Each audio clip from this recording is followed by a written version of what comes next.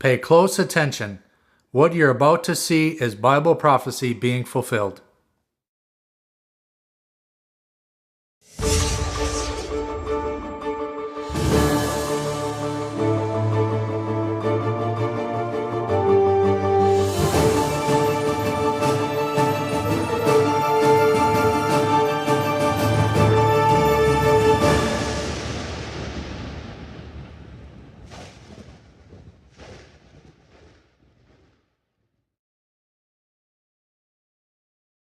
Welcome to another edition of YPN News, bringing you news as it relates to Bible prophecy and foretold by Yeshua Hawkins. Well, we have the Pope back in the news again. Some interesting events taking place in California in regards to weather, water, and earthquakes. Also, we see a little bit more of the immorality of mankind that is spread throughout the nations and how it's affecting society. And the continual violence on a daily basis we see. And a little backbiting taking place in our own government. Interesting. Well, we start us off today with Pope Francis and saying that he might only be in office for a few more years. He said that his predecessor, Pope Benedict, may have done a good thing by being courageous and deciding to step down from office to become the Pope Emeritus. Francis also said that he feels God didn't put him in office for a long time. In fact, he said he might only be in office for 4 or 5 years, 2 of those years which he has already served. Well, the 400-mile stretch of mountains in California called the Sierra Nevada Mountain Range provides not only pristine views, but its melting snowpack provides water for 30% of California's residents. Now, with less snow, a lingering drought, and higher water temperatures, not having enough drinking water is not the only thing Californians need to worry about. That's right. An invasive plant called wild hyacinth has invaded the waters in the busy delta where the Sacramento and San Joaquin rivers meet. Experts say this plant is native to the Amazon basin and was brought to the area by trade ships. And the thing about this particular plant that they're worried about is that it can double in size every 8 days. Now, currently, the current in those rivers are too weak to push the plant downriver and out to sea. Well, on the 20th year anniversary of the Northridge earthquake in California, an earthquake that killed 60 people and caused billions of dollars in damage, on that day, another quake rattled residents and gave them a reminder of just how shaky ground they actually live on. Right. Now, this quake didn't produce much damage and no lives were lost, but scientists are wondering when the next big one will be.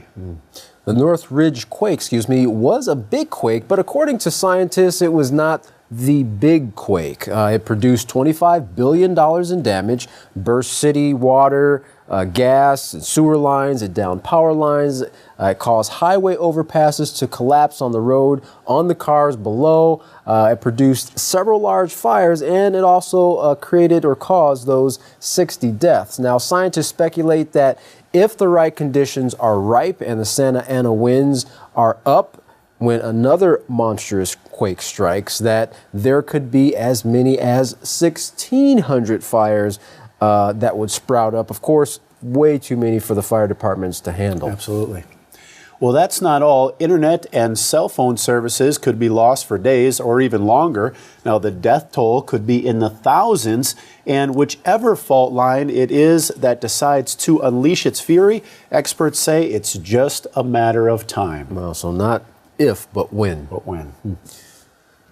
Well, the fresh water in one of Siberia's lakes is in trouble. Hailed as one of the world's most beautiful destinations, Baikal has suffered due to drought in the last 3 years, and the water levels has dropped below the critical point.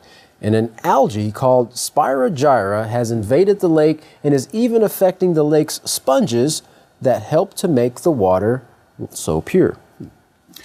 Hydrobiologist Oleg Tominsk said Spirogyra has occupied more than 50% of the lake's coastal areas in Lake Baikal.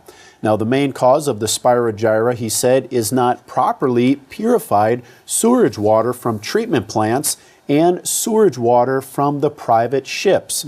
Now, just for perspective, Baikal is the world's deepest lake at 5,387 feet deep, and it holds 1/5 of the entire world's fresh water. The lake even boasts UNESCO protection as it is listed as a World Heritage Site.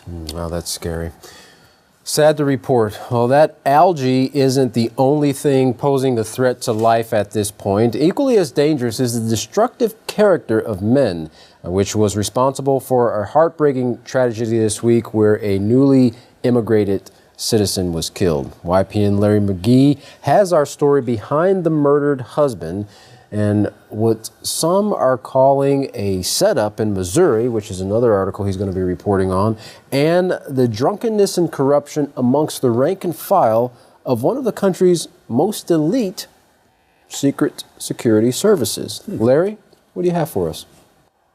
The saddening incident took place in Dallas, where al-Jamali, who had recently arrived in the United States hoping to flee the violence of his native country of Iraq, was shot by a teenager for reasons which are still not entirely known. The victim's wife, Zara Al-Thani, sat down with reporters this week, where she recalled initially thinking the shots she heard were fireworks. Even after her husband conveyed to her that he had been hit while holding his heart, the young widow was still in disbelief until, of course, she began to see the bleeding. Al-Jamali, who was able to leave war-torn Iraq after saving up for a year with the hope of reuniting with his wife and building a safer and better life in America, was only in the U.S. 3 weeks before he was murdered. More shots were fired further up north in Missouri, and this time 2 officers are down in the latest chapter of the war in Ferguson catching headlines this week. The 2 officers, who were from different departments in Missouri, came under fire while attempting to assist the Ferguson Police Department with crowd control at a demonstration. Tactical police and detectives have been working urgently since the incident and leaving few stones unturned in hopes of finding evidence that will lead them to the shooter, who placed a slug in the shoulder of one officer and exploded a round into the face of another. Both men were able to survive the attack, but the ripple effect is producing responses from the citizens of Ferguson, ranging from frustration over why there continues to even be demonstrations, given Ferguson's efforts to straighten itself out following a recent Justice Department report condemning its actions on one hand, to additional arguments which suggest that the shooting is a conspiracy to stop that very thing on the other. President Obama took to Twitter to condemn the latest acts of violence, saying the path to justice is one we all must take together. No arrests have been made as of yet, but the official police response is that while they did not retaliate in this instance, given similar circumstances, they may not be able to show restraint in the future. Speaking about police losing restraint, 2 senior Secret Service agents crashed an SUV into a crime scene this week after trying to make it there from a party. The 2 men, Mark Connolly, second in charge of President Obama's protective detail, and George Ogilvy arrived at the investigation, which was in progress because of reports of a suspicious package. After running into the crime scene tape and bumping a barrier, both appearing to be under the influence, junior officers suggested a sobriety test but were overruled by senior officials, and the 2 agents were allowed to leave the scene. Congressman Elijah Cummings, who is the head of the House's committee which monitors the Secret Service, delivered his outrage in an interview where he expressed that whenever a police officer has reason to suspect that someone is impaired while driving, they should be stopped and given a field sobriety test, period. Top White House officials and the director of the Secret Service are both said to be irritated by the incident, since neither one of them learned of it until a full 4 days later, showing the various departments of the nation's police have as many problems within as they do without. For YPN News, I'm Larry McGee. Gatan Jeff, back to you. Well, Gatan, just goes to show you that you need character no matter what position you hold. That's right. Well, in a recent interview with Vice News, President Obama expressed his disappointment over the congressional letter 47 Republican senators sent directly to Ayatollah al-Khamenei, the religious leader of Iran. He stated, "I'm embarrassed for them," speaking of the Congress. The president continued, for them to address a letter to the Ayatollah, who they claim is our mortal enemy. And their basic argument to them is, don't deal with our president because you can't trust him to follow through on an agreement. That's close to unprecedented, Jeff, that Congress would do something like this. Now, recently, the Ayatollah and his negotiators have been working with the White House administration to make a nuclear deal. Well, microbiologist Rob Knight spoke at a TED Talks event which focuses on technology, entertainment, and design. He spoke on the microbes not only in our gut, but in our entire body. And Katan, there's a lot more of them than you might think. Now let's take a look at a few of these excerpts from his talk. We humans have always been very concerned about the health of our bodies, but we haven't always been that good at figuring out what's important. Our gut, or rather, its microbes. But it's not just the microbes in our gut that are important. Microbes all over our body turn out to be really critical to a whole range of differences that make different people who we are. Well, each of us consists of about 10 trillion human cells, but we harbor as many as 100 trillion microbial cells, so they outnumber us 10 to 1. Now, you might think, well, we're human because of our DNA, but it turns out that each of us has about 20,000 human genes, depending on what you count exactly, but as many as 2 to 20 million microbial genes. So whichever way we look at it, we're vastly outnumbered by our microbial symbionts. And it turns out that in addition to traces of our human DNA, we also leave traces of our microbial DNA on everything we touch. We also leave traces of our microbial DNA on everything we touch. So our microbes are performing a huge range of functions. They help us digest our food, they help educate our immune system, they help us resist disease, and they may even be affecting our behavior. Well, fascinatingly, it turns out that if you give children antibiotics in the first 6 months of life, they're more likely to become obese later on than if they don't get antibiotics then, or only get them later. And so what we do early on may have profound impacts on the gut microbial community and on later health that we're only beginning to understand. And so this is fascinating because one day, in addition to the effects that antibiotics have on antibiotic-resistant bacteria, which are very important, they may also be degrading our gut microbial ecosystems. And so one day we may come to regard antibiotics with the same horror that we currently reserve for those metal tools that the Egyptians used to use to mush up the brains before they drained them out for embalming.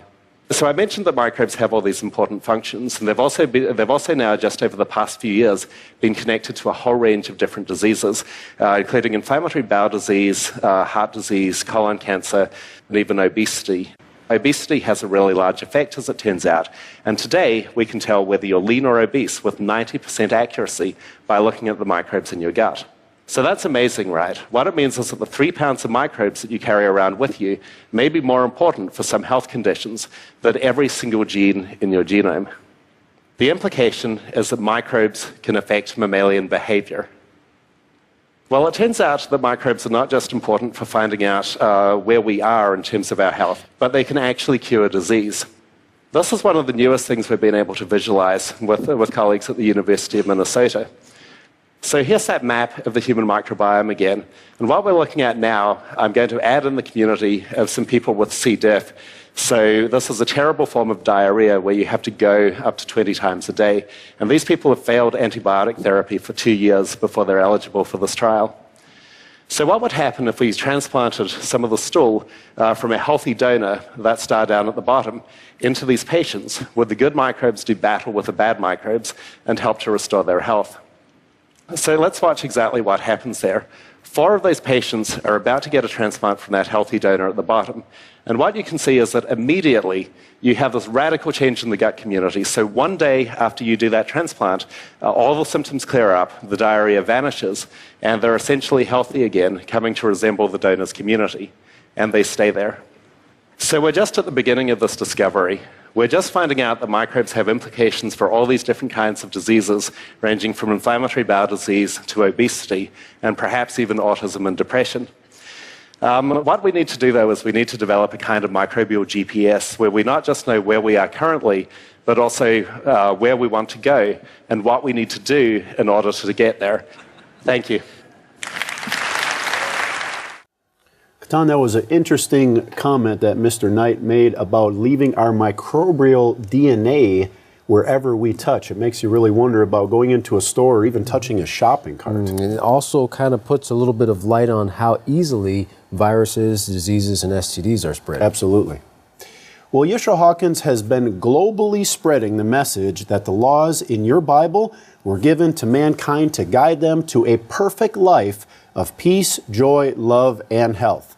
If you're missing any of these in your life and would like to find out how you can have a healthy body and mind, contact the House of Yahweh today and request the special latest edition of the Prophetic Word magazine and monthly newsletter. Here's how. Now you can contact the House of Yahweh and write them at the House of Yahweh, P.O. Box 2498, Abilene, Texas 79604. You can call them at 1-800-613-9494 or visit them on any of their websites at www.yahweh.com, www.yeshuahawkins.com, or www.yahwehsbranch.com. You can email them at info@yahweh.com. And for any calls outside the United States, please call the number on your screen. Well, don't go anywhere. Up next, another exciting message from the House of Yahweh. For all of us here at YPN News, I'm Jeffrey Heimerman. And I'm Ketan Alexander. Thanks for watching.